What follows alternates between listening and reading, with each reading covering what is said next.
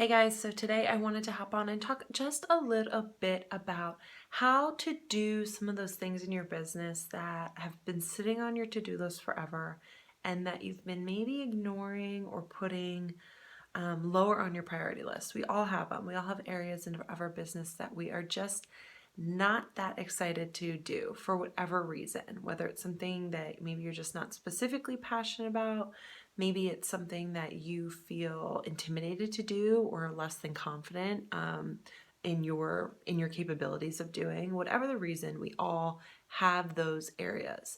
But the important thing to know here is when you take consistent action in your business and while you're consistently doing the things that need to be done for your business, that's really when you start to see those consistent sales and results and growth coming in. So I have so many clients that come to me and they tell me they're struggling with sales because nobody is buying. But when I start asking them and digging a little deeper into the whys behind it, so, are you showing up on social media regularly? Are you sending out consistent emails to your email list? Are you doing sales outreach? How's your partnership development coming along? When I start asking some of those questions to understand really what actions they're taking in their business, they often get really quiet. And then I start to hear other excuses come up. I don't have time. Oh, I don't know how. I haven't gotten to that yet. Or I'm busy with other things. And there's almost always a relationship between the things that they're not doing and the results that they're getting. So it's really important that we tackle these things. But realistically, at the end of the day, I know, as I said, everybody has these areas. Everybody has strengths and weaknesses, and sometimes maybe your weaknesses are the things that are leading to not getting the results you want. So I'm going to just share with you 3 quick tips that I found really helpful for myself that I work with my clients on. And these should help you start getting in the right mindset to tackling some of those different areas. So the first one is a really big one. It's really important. So when you start thinking about some of those things on your to-do list that maybe are less than sexy that you don't want to do, I want you to think about how you'll feel when it's done.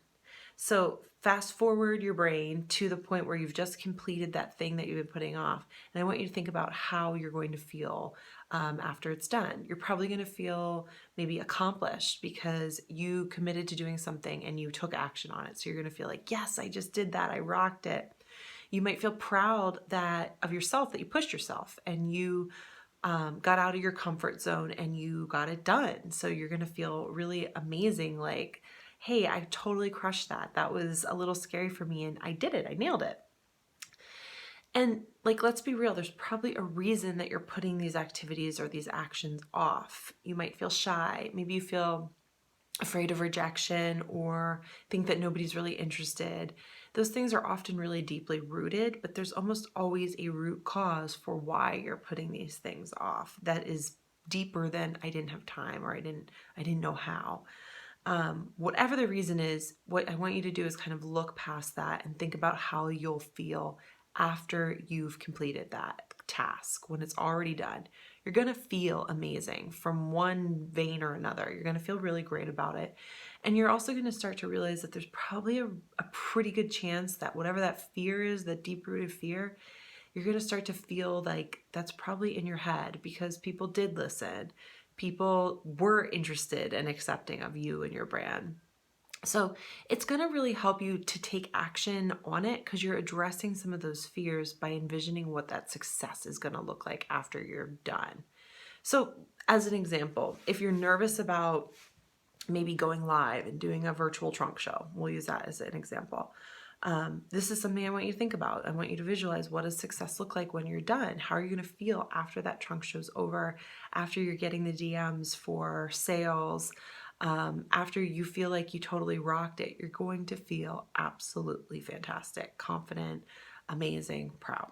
So that's the first one. Think about how you're going to feel when you're done. The second one is breaking it down into smaller pieces.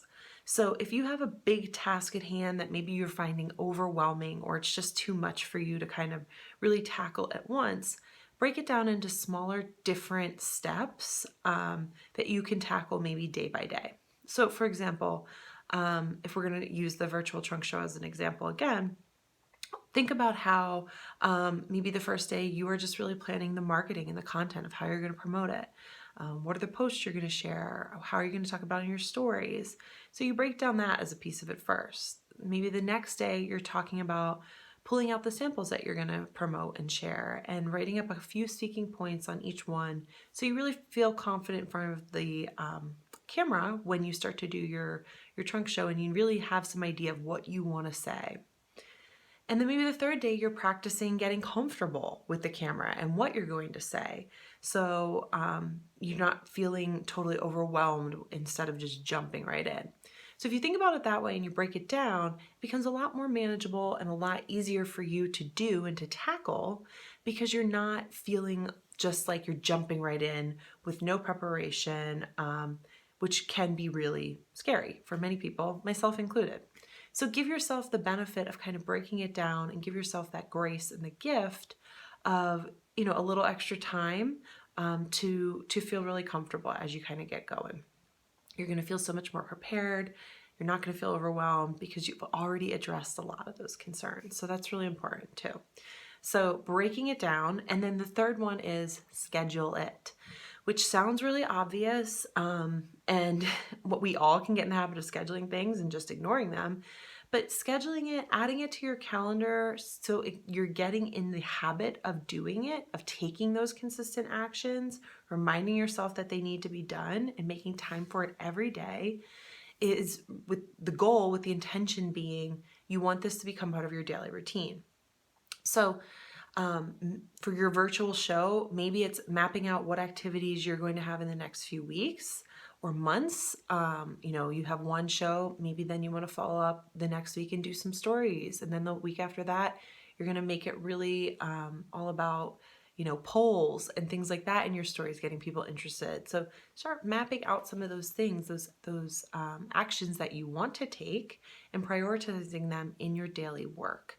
I recommend doing the thing that you don't want to do first thing in the morning. And I do this myself. I'll give myself a little grace I usually make it happen around like 10 to 11 time because that's when my coffee kicks in and that caffeine helps me a little bit more. But I try to tackle it in the beginning of the day at some point, usually mid-morning for me, because I know that if I just keep putting it off, that it becomes really simple in the afternoon for me to be like, oh, I don't have time, I'll get to it tomorrow. And when you get it done in the morning, you start to feel a lot more accomplished and you feel like, okay, I nailed it. And that's really going to help propel you through the rest of your day as well. So scheduling it's really important and adding it to the calendar, blocking off time to take those consistent actions every single day and prioritizing the things that are really going to make movements for your business and your sales. So hopefully you guys found these tips helpful. If taking consistent action is an area that you really struggle with, if you need a little extra accountability, support, and guidance that comes with working with a coach like myself, I would love to chat with you. Shoot me a DM and we can set up a free strategy call. I am accepting 2 new clients in August and would love to help you grow your fashion brand. And as always, guys, let me know if these tips were helpful. I want to hear from you.